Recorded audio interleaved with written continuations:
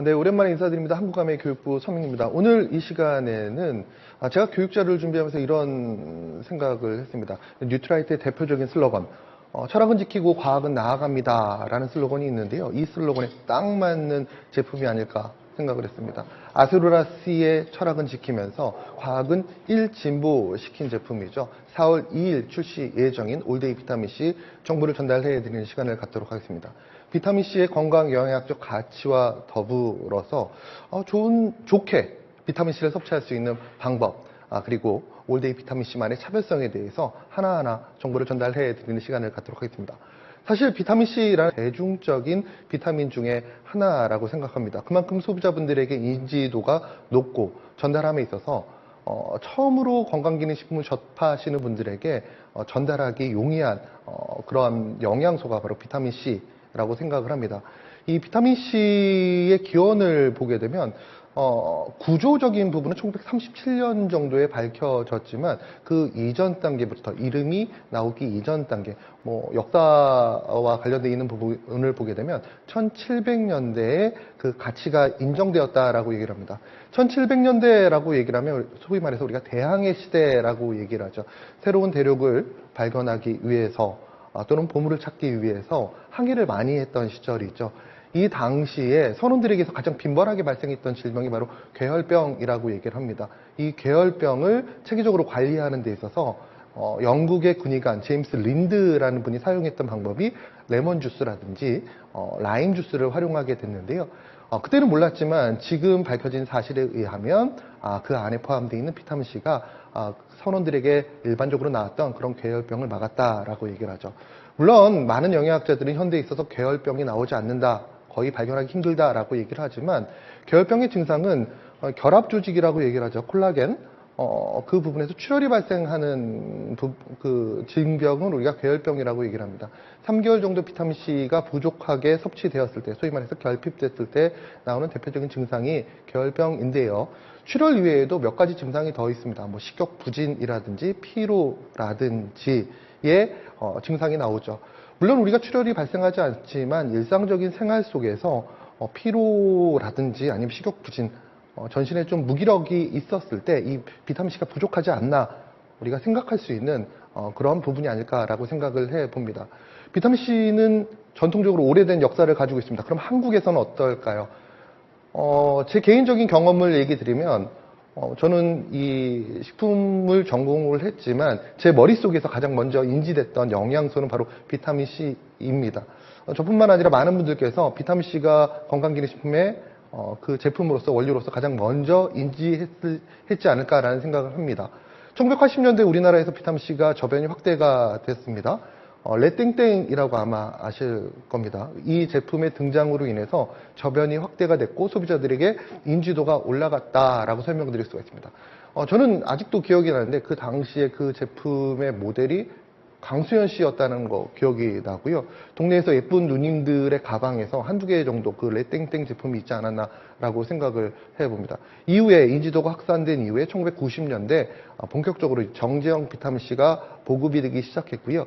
2000년대 또 비타민C가 아주 재밌는 그런 현상이 일어나게 됐는데 인기가 더욱더 많이 늘어남과 동시에 음료용 비타민C가 많이 나왔어요. 기존의 전통 강자 음료였던 박땡땡 제품을 물리친 비땡땡땡이라는 제품이 나오면서 이 비타민C의 인지도가 더욱더 확대됐고 보급형 비타민C의 시대라고도 얘기를 합니다. 이후 2010년부터 프리미엄급 비타민C가 서서히 출시가 되기 시작했다라고 설명을 드릴 수가 있습니다. 이런 대한민국의 비타민C의 흐름을 보게 되면 과연 그럼 한국에서 뉴트라이트에서 비타민C가 언제 출시가 되었을까? 또 한번 생각해 볼 필요가 있겠죠. 우리나라에서 뉴트라이트에서 아스로라 C 제품은 2001년 1월 8일 날 출시가 됐습니다. 자료를 찾아보니까 2000년 11월에 아마그램에 교육공지가 났더라고요. 12월에 출시 세미나를 진행합니다. 그리고 1월에 출시가 됩니다. 근데 그 당시의 자료를 찾아보니까 아스로라 C 제품으로 교육이 진행된 게 아니라 비타민 C 플러스라는 제품으로 출시 교육이 진행이 됐고요. 출시가 되는 시점에서 아세로라 C라는 제품으로 제품명이 확정이 되었다라고 설명을 드릴 수가 있습니다. 그럼 여기서 중요한 게 2001년이라는 시점이 어떤 시점일까?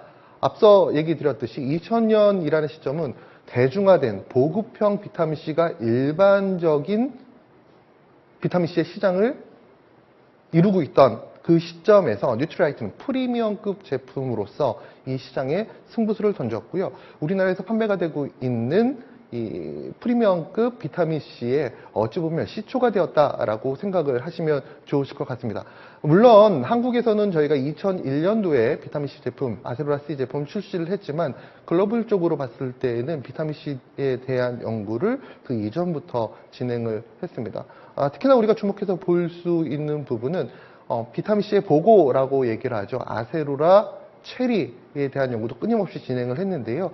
1956년도에 우리 창업자이신 칼 램버그 박사가 하와이에서 아세로라 체리 연구를 진행을 했습니다. 이전에 브랜드 교육 때도 얘기 드렸지만 지금 현재 브라질 우바자라 농장에서 아세로라 체리를 저희가 재배하고 제품화시키기 위해서 계속적으로 노력을 하고 있습니다. 물론 제품화도 시키고 있는데요. 이 브라질 우바자라 농장에는 전 세계의 아세로라 체리 종의 90% 정도가 재배되고 또 운영되고 새로운 종을 만들기 위해서 연구가 되고 있다라고 설명을 드릴 수가 있습니다. 그만큼 가치 있는 비타민C 제품을 만들기 위한 뉴트라이트의 노력이 아닐까라는 생각을 해보고요. 1965년도에 판매가 되었던 뉴트라이트 제품을 보게 되면 오른쪽에 흑백으로 나와 있는데요. 비타민C 제품, 다양한 제품들이 있는데 이 제품의 스펙을 지금 봐도 지금 시장에서도 충분히 가치가 있는 제품이 아닐까라는 생각을 해봅니다. 그만큼 뉴트라이트가 비타민C의 진심이었고 지금 현재까지도 과거에 연구했던 또 경험을 바탕으로 새로운 비타민C 제품들을 출시하고 연구하고 있다라고 설명을 드릴 수가 있습니다. 그렇다면 이렇게 많은 분들에게 사랑받고 있는 비타민C 그 이유는 무엇일까? 비타민C의 영양학적 가치에 대해서 간단하게 한번 짚고 넘어가 보도록 하겠습니다. 가장 대중적으로 우리가 비타민C를 선택하고 있는 이유라고 한다면 다음과 같은 6가지를 우리가 일반적으로 얘기를 하실 수가 있을 것 같아요. 항산화 기능이 가장 대표적이겠죠. 그리고 몇 해 전 전 세계 큰 이슈였던, 건강 이슈였던 면역 관련되어 있는 부분에도 비타민C가 그 가치가 있다라고 얘기를 하고요. 또 전통적으로 비타민C 여성분들이 많이 섭취합니다. 왜? 콜라겐 합성, 피부 건강을 위해서 우리가 비타민C를 많이 섭취를 하고 계시죠. 또 최근에 2030 세대들에서도 비타민C는 자신의 건강을 지키기 위한 가장 좋은 선택 중에 하나인데요. 그 이유가 되는 것 중에 하나가 바로 피로 회복이라는 부분입니다. 이런 비타민C의 기능이 있기 때문에 많은 분들에게 사랑을 받는 것이 아닐까라고 생각을 하는데요. 좀 더 추가적으로 비타민C의 영양학적 가치에 대해서 하나하나 알아보게 되면 먼저 앞서 얘기 드렸듯이 항산화 기능이죠. 항산화 기능이라는 것은 신체 내에서 발생하고 있는 유해산소로부터 우리 몸을 지켜주는 기능을 우리가 항산화 기능이라고 얘기를 하고 이 항산화 기능을 수행하는 가장 대표적인 영양소가 바로 비타민C입니다. 여기에 더불어서 보편적으로 활용할 수도 있지만 독성이 가장 낮은 축에 들어가는 항산화 영양소라고 설명을 드릴 수가 있습니다. 그럼 여기서 우리 리더님들은 많이 인지하고 계시지만 처음에 건강기능식품을 접하시는 분들에게는 유해산소가 언제 발생하지? 운동할 때 많이 발생하는 거 아니야? 스트레스 받을 때 많이 발생하는 거 아니야? 라는 생각을 많이 하십니다. 물론 운동할 때 또 스트레스 받을 때 유해산소가 발생하죠. 많이 발생하죠. 그러면 그 외에 유해산소가 발생하지 않아?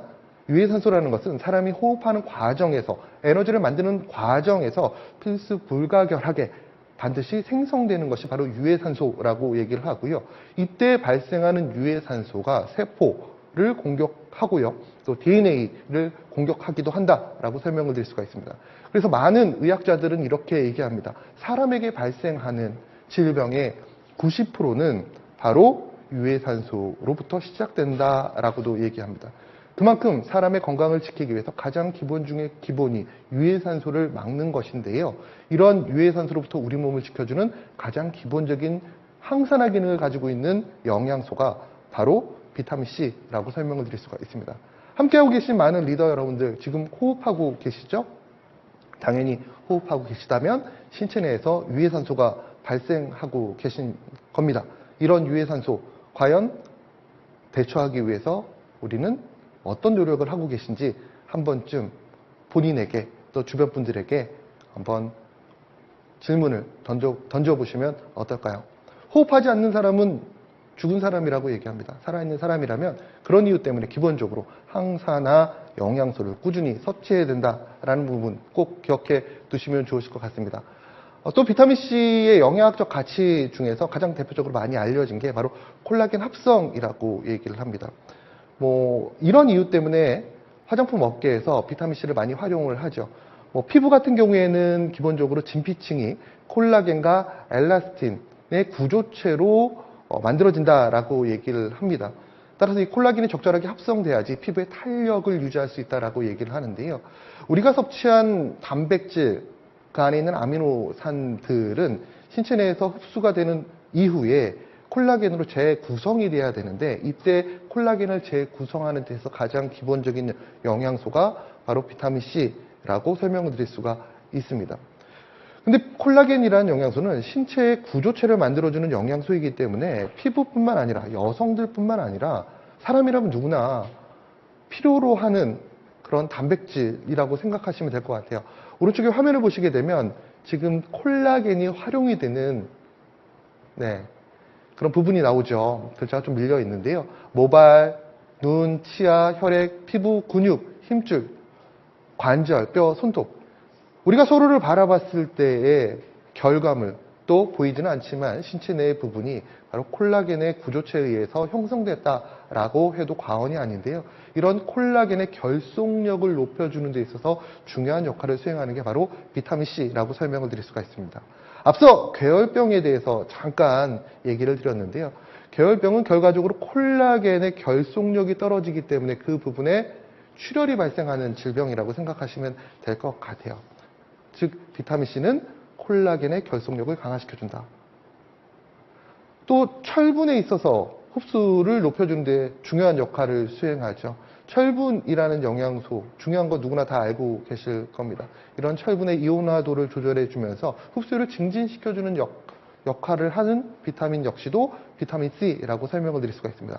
이 슬라이드를 보시게 되면 비타민C가 콜라겐 합성에 도움이 되는구나, 또 철분 흡수에 도움이 되는구나를 인지하실 수도 있지만 여기서 한 발짝 더 나가서 우리가 인지하셨으면 좋은 부분 중에 하나가 비타민C라는 영양소를 섭취할 때 어떤 영양소를 함께 섭취하면 좋은가, 즉 궁합이 잘 맞는 영양소가 어떤 건지 확인하시는 것도 좋으실 것 같아요. 콜라겐을 섭취하실 때, 단백질을 섭취하실 때 비타민C를 함께 섭취해 준다. 콜라겐 합성에 도움이 되기 때문에 그 영양소의 가치를 좀 더 올릴 수 있구나.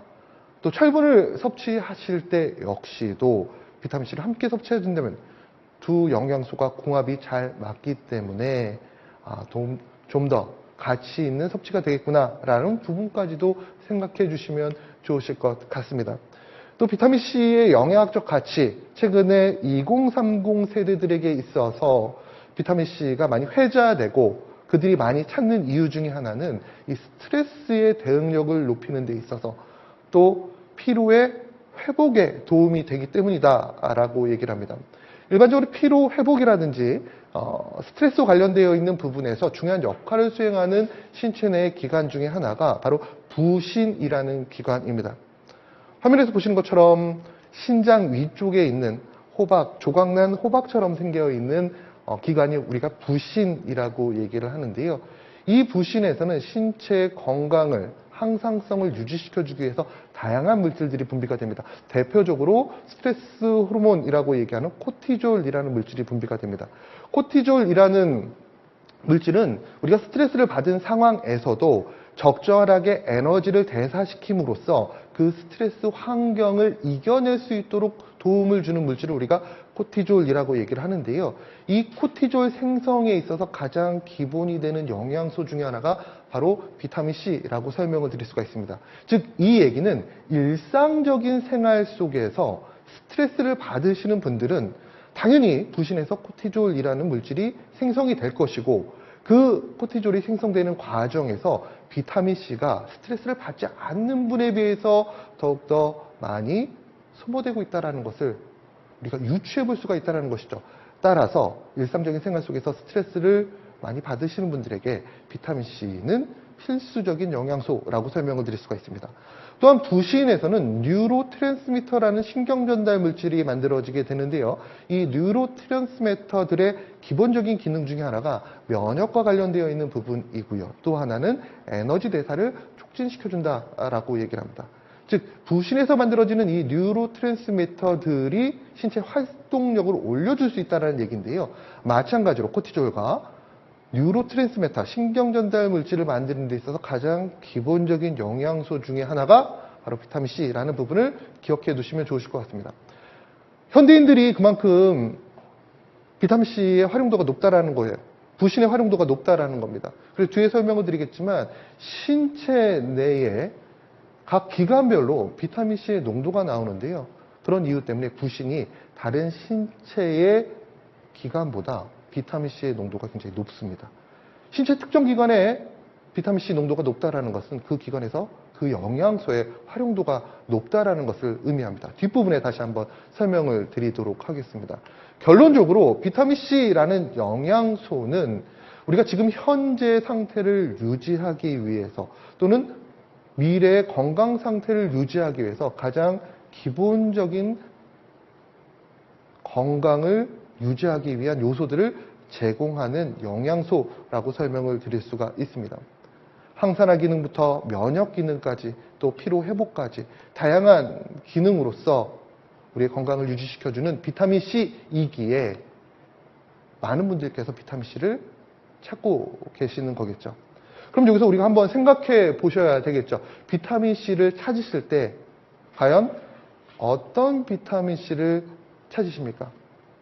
어떤 비타민C를 선택하십니까? 아마 거의 대부분의 분들, 소비자분들 같은 경우는 섭취량을 기준으로 많이 생각하실 거예요.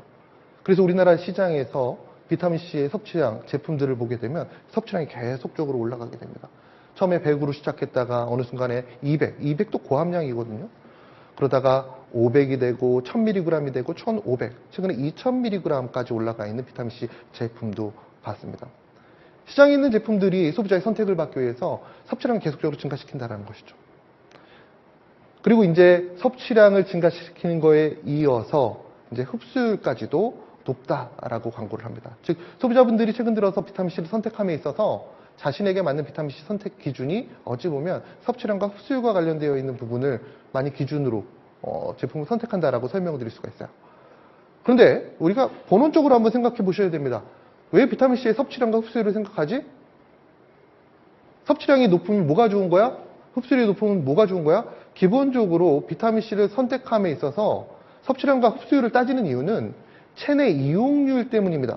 혈중에 비타민C의 농도를 적절하게 유지시키기 위해서 그 하나의 방편으로 섭취량과 흡수율을 고려했다는 것이죠.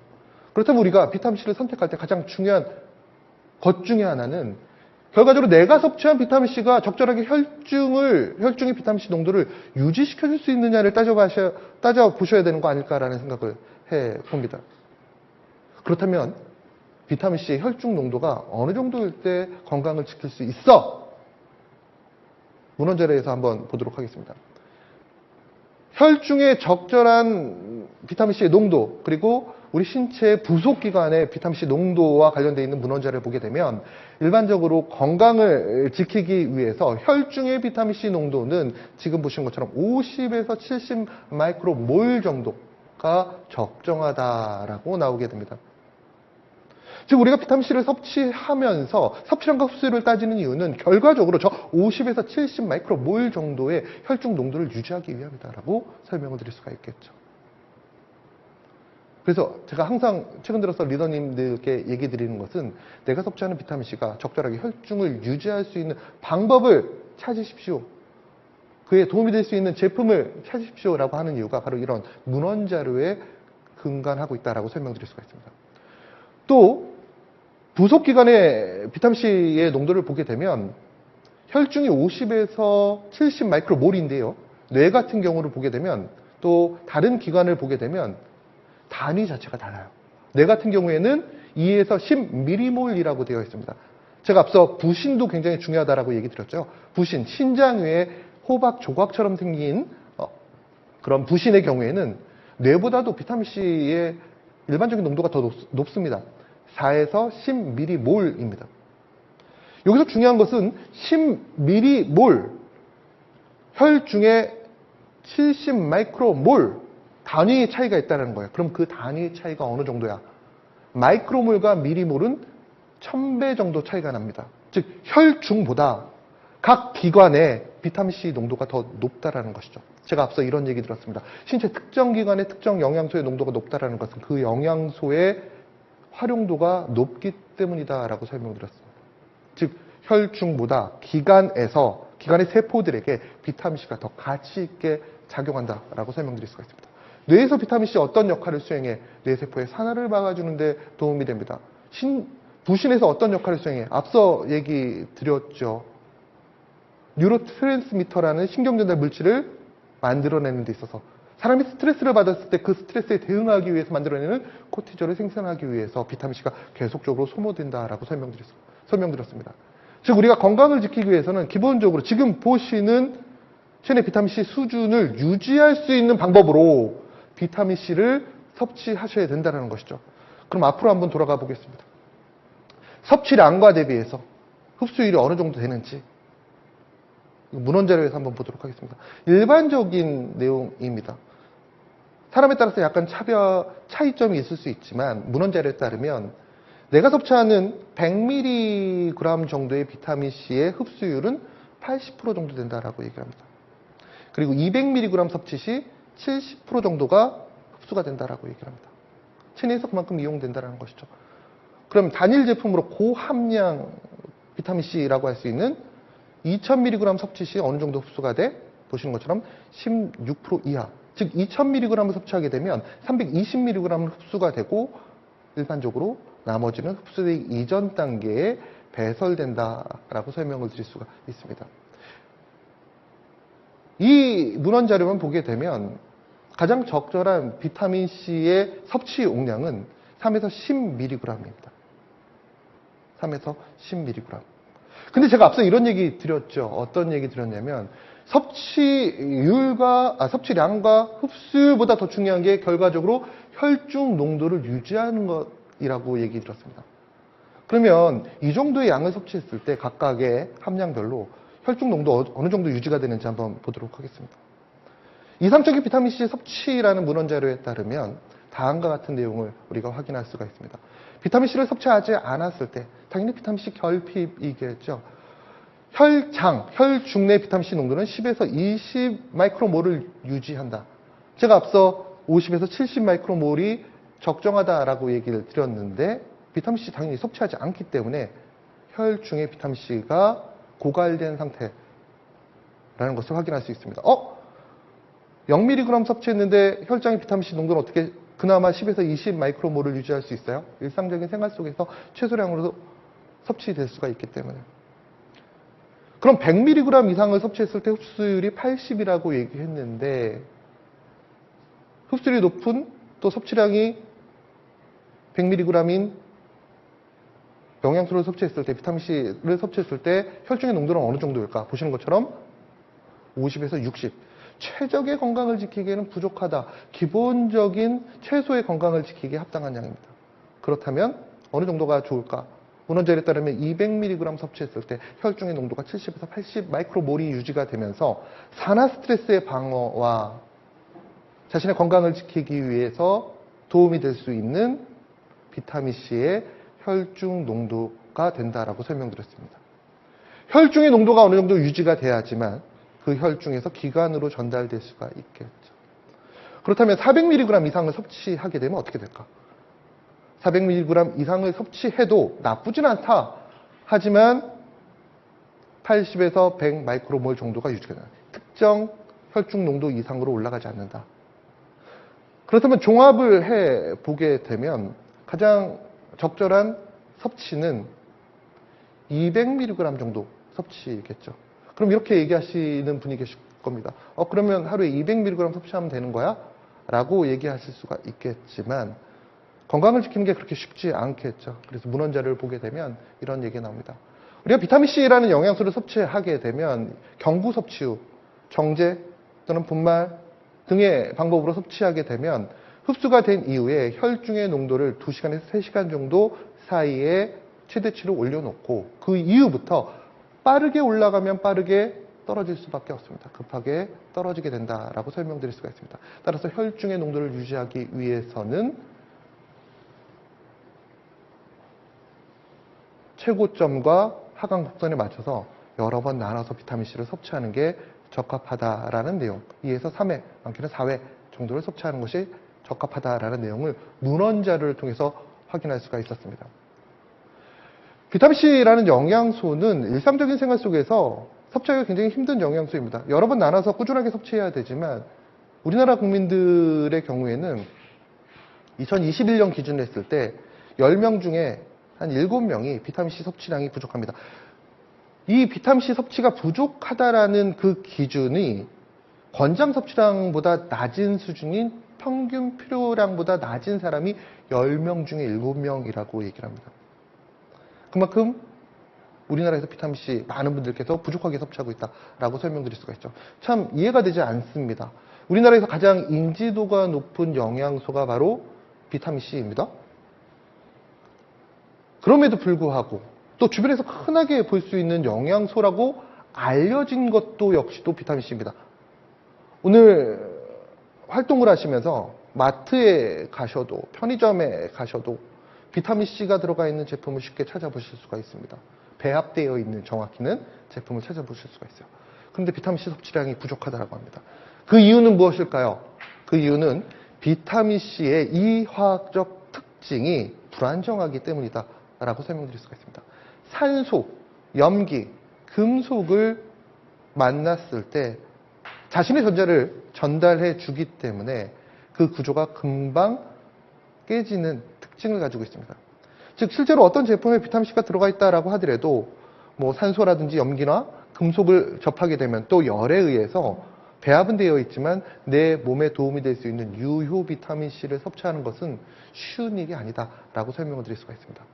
비타민C가 이렇게 구조적으로 불안정한 이유는 이 비타민C만의 독특한 항산화 기능 때문입니다. 항산화 기능이라는 것이 기본적으로 자신이 가지고 있는 전자를 유해산소에게 전달해주는 기능인데 이 비타민C는 그걸 너무 잘하는 거예요. 내가 가지고 있는 전자를 주변에 있는 모든 아이들에게 나눠주면서 자신은 기능을 잃게 되지만 주변에 있는 친구들을 안정화시키기 위한 이 역할을 너무 충실하게 하기 때문에 일상적인 생활 속에서 비타민C의 이화학적인 특징으로 불안정이라는 얘기가 나오는 것이다 라고 설명을 드릴 수가 있습니다. 또 조리 시 우리 채소에 비타민C 많이 포함되어 있다라고 얘기를 하는데요. 문헌 자료에 따르면 조리 시 조리된 열에 의해서 82% 정도가 소실된다라고 얘기를 합니다. 그만큼 인지도는 높지만 섭취하기 힘든 영양소가 바로 비타민C입니다. 그래서 업계에서 이 부분을 알기 때문에 자주 비타민C를 섭취할 것을 유도하기 위해서 또 시장의 성장을 위해서 다양한 형태의 비타민C 제품들이 나옵니다. 정제형, 캡슐형, 젤리, 기호성과 편의성을 고려한 다양한 비타민C 제품이 나오게 된다는 것이죠. 그렇다면 이런 비타민C 제품들 어떤 특성을 가지고 있을까? 기본적으로 우리가 정제형 위주로 한번 보도록 할게요. 비타민C 정제형은 크게 두 가지 종류로 나뉘게 됩니다. 지금 현재 기준으로 했을 때 속방형 정제와 지속성 정제로 나뉘게 됩니다. 우리 신체 내 혈중의 농도를 유지시키기 위해서 각각의 가치를 가지고 있습니다. 하나하나 보게 되면 먼저 속방형 정제, 우리 아세로라3C 제품이 대표적인 속방형 형태라고 생각하시면 될 것 같아요. 유효 성분이 빠르게 붕해되면서 용출되어 나옵니다. 정제가 있으면 이 붕해라는 얘기를 제가 좀 오늘 많이 할 건데 섭취가 됐을 때 구조가 무너지는 것을 우리가 붕해라고 얘기를 하고요. 정제가 붕해되는 과정에서 안에 있는 영양 성분이 용출되어 나오는 것 빠르게 이것을 우리가 속방형 정제라고 얘기 드립니다. 속방형 정제는 빠르게 혈중의 농도를 올릴 수 있는 특징을 가지고 있어요. 하지만 앞서 얘기 드린 바와 같이 빠르게 올라가게 되면 빠르게 혈중 농도가 내려가는 과정을 거치게 된다라고 설명을 드릴 수가 있습니다. 그런 이유 때문에 속방형 정제는 섭취 빈도를 잘 조절하셔야 된다라고 설명을 드릴 수가 있습니다. 또 속방형 정제의 특징상 빠르게 안에 있는 기능성 성분이 용출돼 나오기 때문에 예를 들어 비타민C 제품 같은 경우에는 속이 민감하신 분들의 경우 약간의 속쓰림을 느낄 수가 있습니다. 저 같은 경우에 대표적으로 1000mg 이상의 비타민C를 섭취하게 되면 속쓰림을 좀 많이 느껴요. 제가 속이 약한가 봐요. 이게 속방형 제품의 좀 어찌 보면 안타까운 부분이라고 설명을 드릴 수가 있겠죠. 섭취 빈도를 조절해야 된다. 근데 아스로라스틴은 걱정하시지 않아도 되는 게 일반적으로 속방형 정제이긴 합니다만 이 프리미엄급 제품, 비타민C 제품의 특징이 하나 있는데요. 이 프리미엄급 비타민C 제품 같은 경우에는 비타민C의 이러한 부분을 보완하기 위해서 속쓰림 같은 경우를 보완하기 위해서 거기에 무기질 원료들이 같이 포함이 되어 있어요. 예컨대 아스로라스틴 제품 이렇게 뒤에 라벨을 보시게 되면 비타민C 제품이 포함이 되어 있죠. 비타민C 원료가 포함이 되어 있죠. 그리고 옆에 굴껍질 분말이라는 원료가 포함이 되어 있습니다. 굴껍질이 왜 포함되어 있지?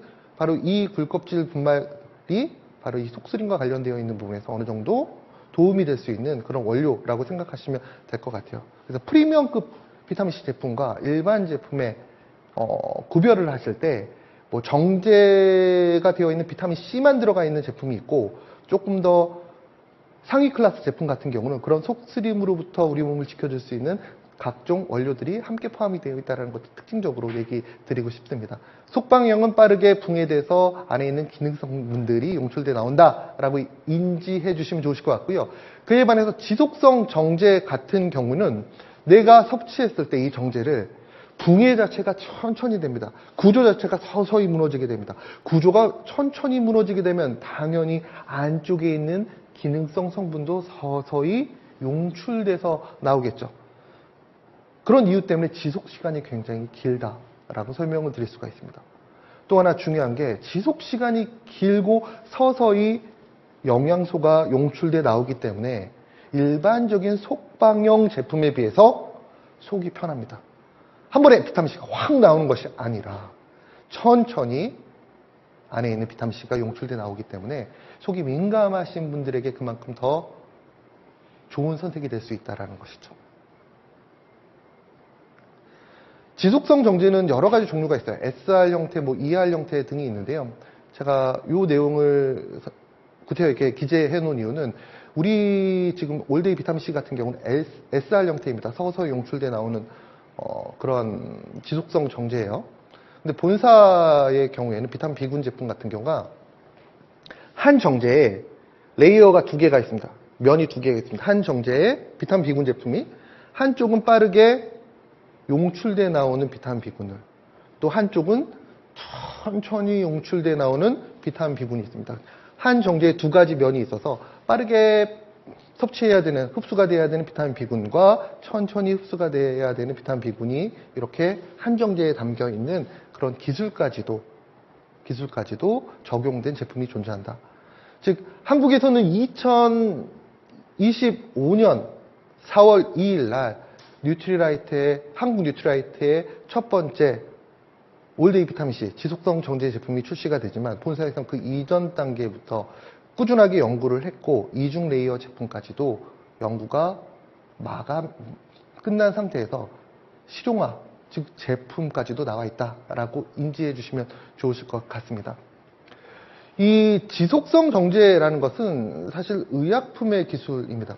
우리나라에서는 그런 이유 때문에 작년까지 이 지속성 정제를 건강기능식품에서 활용하지 못했습니다. 의약품의 기술이기 때문에. 이 지속성 정제의 의약품명이 서방정이라고 얘기를 합니다. 서방정. 서서히 안에 있는 약물들이 용출돼 나오면서 신체 건강을 유지시켜주는 것이죠. 아래쪽에 나와 있는 것이 대표적인 서방정 기술이 적용된 의약품들입니다. 타미린, MSR, 라네사 등 각각 기능이 다 다른 의약품들이죠. 알츠하이머, 만성통증 완화제, 협심증 치료제. 약물의 효과, 기대 효과가 전혀 다른 의약품이지만 저들의 공통점이 있습니다. 저 의약품의 공통점. 어떤 공통점이냐면 서서히 우리 신체 내에서 용출돼 나와야 하지만 꾸준하게 내 몸을 지켜줄 수 있는 의약품들이라는 것이죠. 협심증, 심장은 하루 24시간 나의 건강을 유지하기 위해서 움직이게 됩니다. 어느 특정 순간 혈중의 특정 약물이 치고 올라가서 떨어지게 되면, 부족하게 되면 건강에 심각한 문제를 야기시킬 수가 있겠죠. 통증 완화제 같은 경우도 마찬가지죠. 섭취한 이후에 빠르게 통증을 완화시켜주는 건 좋지만 어느 순간에 갑자기 혈중의 농도가 떨어지면 통증이 빠르게 올 수밖에 없습니다. 그래서 지속적으로 그 약물들이 혈중에 존재해야 되는 의약품에서 주로 활용이 됐던 기술이 바로 서방정 기술이라고 설명을 드릴 수가 있습니다. 하나의 예시로서 케토프로펜이라는 의약품의 즉시 용출, 속방정과 서방정의 혈중 농도 변화 그래프를 보시게 되면 케토프로펜은 진통제입니다. 리더 여러분들이 많이 아실 거예요. 무릎이 안 좋으신 분, 뭐 캐네십시오라고 하는 의약품 있잖아요. 그것이 비슷한 형태 그 의약품이라고 생각하시면 될 것 같아요. 케토프로펜. 이 우리가 진통제 같은 경우가 혈중의 농도가 너무 급작스럽게 올라가게 되면 부작용이 있어요.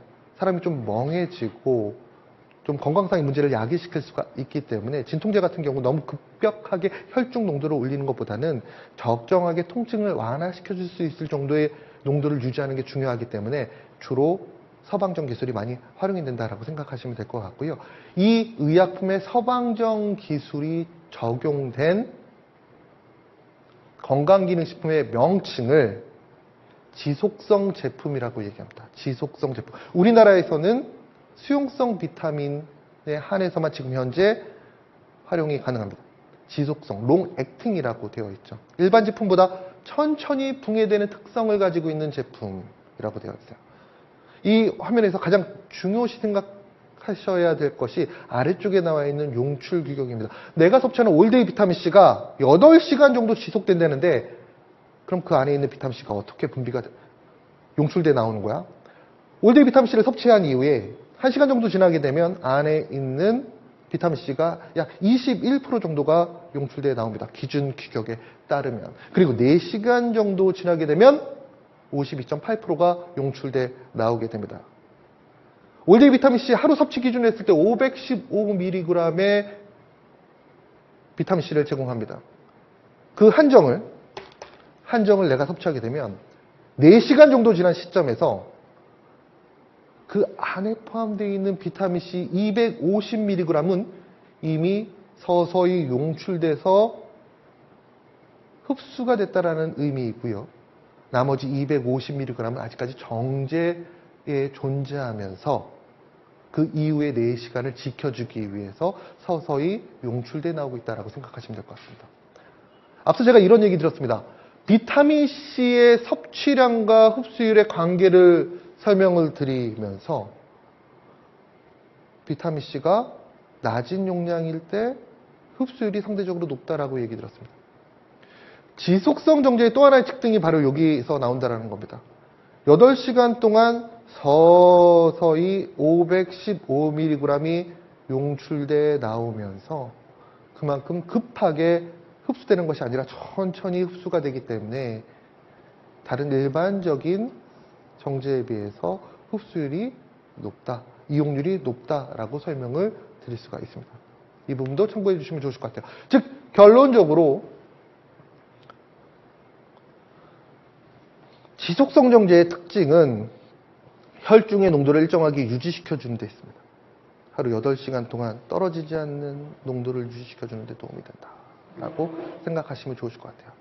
그럼 이 지속성 정제 기술이 적용된 뉴트라이트 올데이 비타민C의 어떤 특징을 가지고 있을까? 기술적인 부분도 하나하나 보도록 하겠습니다. 뉴트라이트 올데이 비타민C 제품은 폴리머 매트릭스 기술이 적용되어 있습니다. 폴리머와 비타민C를 혼합해서 직타정이라고 얘기를 합니다. 정제를 만들었습니다.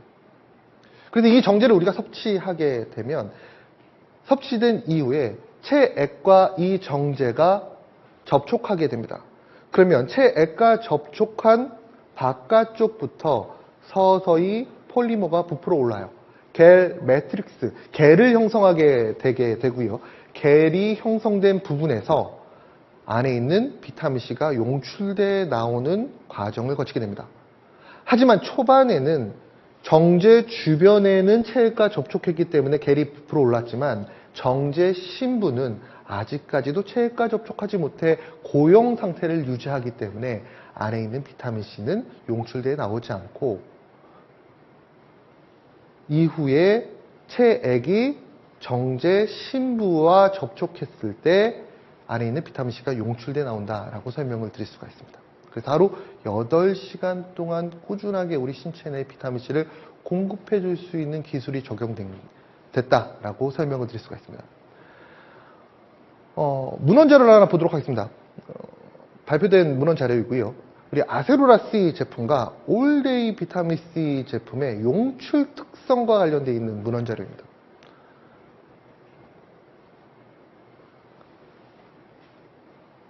아세로라C 제품의 경우에는 45분 이내에 100% 용출된다라고 했습니다. 안에 있는 비타민C가 용출돼 나온다라는 것을 의미합니다. 지속성 비타민C, 올데이 비타민C 같은 경우는 8시간 동안 점진적으로 방출된다. 그래서 속방용 비타민C 같은 경우에는 보시면 붕해도를 보시게 되면 90분 정도 지났을 때 정제가 거의 남아있지 않은 것을 볼 수가 있어요. 그에 반해서 지속성 비타민C 같은 경우에는 8시간 정도 지났을 때 겔화되어 있는, 퍼져 있는 것을 볼 수가 있습니다. 이 그래프를 통해서 우리가 또 하나 인지할 수 있는 부분은 지속성은 천천히 혈중의 농도를 유지시켜줄 수 있는 특징을 가지고 있구나. 그리고 속방형은 빠르게 혈중의 농도를 올려줄 수 있는 특징을 가지고 있구나.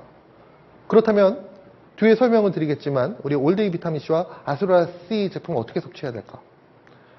아침에 일어나신 이후에 기본적으로 하루를 이겨낼 수 있는 항산화의 기능을 꾸준하게 느끼고자 하시는 분들에게는 지속성 비타민C를 권장드릴 수가 있겠죠.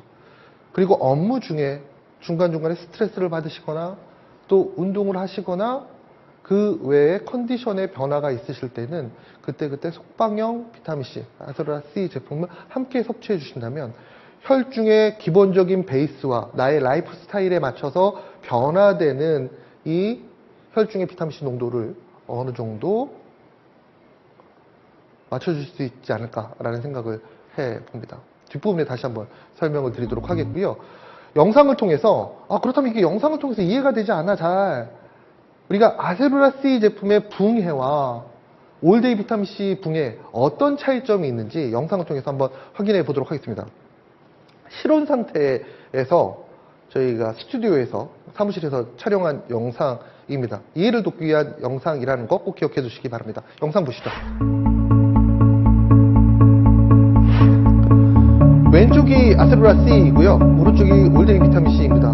앞서 설명드린 바와 같이 45분 정도 지났을 때 아세로라C 제품 완전히 붕해되는 것을 볼 수가 있습니다. 구조가 무너지는 것이죠. 그리고 올데이 비타민C 같은 경우에는 지금 보시는 것처럼 물과 접촉한 부분에 겔이 형성되면서 안쪽에 있는 비타민C가 하나하나 용출돼 나온다라고 설명을 드렸습니다. 그리고 8시간 정도 지났을 때 겔이 신부까지도, 정제의 신부까지도 겔이 형성되면서 안에 있는 비타민C가 용출돼 나온다라고 설명을 드릴 수가 있습니다. 다시 한번 영상을 한번 보여드릴게요. 왼쪽에 보이시는 것이 아세로라C, 빠르게 붕해가 되죠. 속방형 형태라고 설명을 드렸습니다. 혈중을 빠르게 올릴 수가 있고요. 올데이 비타민C 같은 경우에는 서서히 부풀어 오릅니다. 서서히 부풀어 오르면서 겔이 만들어지게 되고 외부부터 천천히 신부까지, 그리고 안에 있는 구조가, 외부에 있는 구조가 무너지면서 안쪽에 있는 비타민C가 용출돼 나오는 형태다라고 설명드릴 수가 있습니다. 지금 영상에서 보시면 약간 이게 흘러나오는 위쪽에서 보시게 되면 떨어지는 게 바로 폴리머입니다. 비타민C의 경우에는 무취, 무향, 무색이기 때문에 여기서는 확인이 될 수가 없고요. 구조가 무너지는 것을 통해서, 구조가 변하는 걸 통해서 우리가 비타민C가 이렇게 용출돼 나올 수 있구나라는 것을 확인해 볼 수가 있습니다. 참고해 주시면 좋으실 것 같습니다. 다시 한번 얘기 드리지만 용출 특성, 안에 있는 비타민C가 나오는 특성, 45분 이내에 100% 용출된다. 아세로라 C. 그리고 지속성 비타민C의 특성, 올데이 비타민C의 특성은 8시간 동안 점진적으로 방출된다. 그래서 우리 위에 속의 부담이 좀 낮다라는 특징을 볼 수가 있습니다. 하루 8시간 지속적으로 용출되는 비타민 C 제품이 바로 올데이 비타민C. 설명을 드릴 수가 있습니다. 또 앞서 제가 이런 얘기 들었죠. 뉴트라이트 대표 슬로건 철학은 지켰습니다 라고 얘기 들었습니다. 올데이 비타민C 제품 아세로라C의 철학은 지켰습니다. 철학을 어떻게 지켰어? 뉴트라이트 브랜드에 걸맞는 제조 공정과 더불어서 아세로라C 제품의 특징이죠. 바로 아세로라 체리 또 함께 보일러로 포함이 되어 있습니다. 아세로라 체리 앞서 잠깐 얘기 드렸지만 전 세계 가장 큰 축이 들어가는 브라질 우바자라 농장에서 뉴트리라이트답게 재배되고 수확되고 처리된 그런 원료입니다. 일반적으로 정제형 비타민 C에 비해서 아세로라 농축물이 들어가 있는 비타민 C는 그래프가 약간 차이가 있어요. 지금 화면에서 보시면 왼쪽이 저쪽 끝에 있는 것이 우리가 정제형 비타민 C라고 얘기를 하죠. 그리고 그 옆에 있는 것이 파우더, 아세로라, 체리, 농축물입니다. 크로마토그래피 분석을 하게 되면 양쪽 모두 비타민 C가 나오는 것을 볼 수가 있는데요. 아세로라 파우더에서는 특징적으로 이 식물 영양소가 그래프로 표시가 되는 것을 볼 수가 있습니다. 저 식물 영양소는 어떤 역할을 수행할까? 기본적으로 비타민 C의 상승제로서의 역할을 수행하고요. 또 식물 영양소 그 자체의 기능을 수행함으로써 더욱더 가치 있는 비타민 C가 될 수 있도록 도와주는 역할을 수행한다라고 설명을 드릴 수가 있습니다. 이런 뉴트리라이트의 철학이 가미된 아세로라 체리 분말이 들어가 있다라고 설명드릴 수가 있습니다. 그래서 철학은 그대로 유지가 되었다라고 설명드릴 수가 있습니다. 또 함량도 달라졌습니다. 함량이 기존에 1회 섭취 기준에 했을 때 아세로라 C 제품 같은 경우는 200mg이었습니다. 근데 올데이 비타민 C의 경우에는 515mg, 515%의 비타민 C를 충족시킬 수 있는 제품이다라고 설명드릴 수가 있겠죠. 정리를 해보게 되면 철학은 그대로, 또 기술은 1진보시킨 제품이고요. 함량은 기존 제품에 비해서 올렸습니다.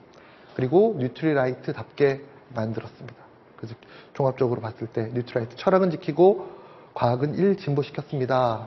라는 얘기에 걸맞는 제품이 올데이 비타민 C 제품입니다. 근데 여기서 끝나는 것이 아니죠. 기본적으로 이 부분은 우리 리더분들이 만족하실 수 있고 직원분들도 만족할 수 있는 그런 내용이라고 생각을 합니다. 하지만 소비자 선택적인 입장에 봤을 때는 이 부분도 물론 중요하겠지만 접근성이 중요하다고 저희는 생각을 했습니다. 접근성, 편의성이 중요하다고 생각해서 그 부분도 이전 좋은 제품이지만 아세로라 체리보다 1진보시켰습니다. 제품 형태는 두 가지 형태로 출시가 될 예정이 있습니다. 일반 소용량 제품과 패밀리 사이즈 대용량 제품으로 출시가 될 예정이 있습니다. 60정, 120정으로 출시가 됩니다. 근데 하루 한정 섭취하는 것을 기준으로 했을 때 소용량 제품이 60정이면 2달치가 되는 거고요. 패밀리 사이즈 제품이 120정, 4개월치 제품입니다.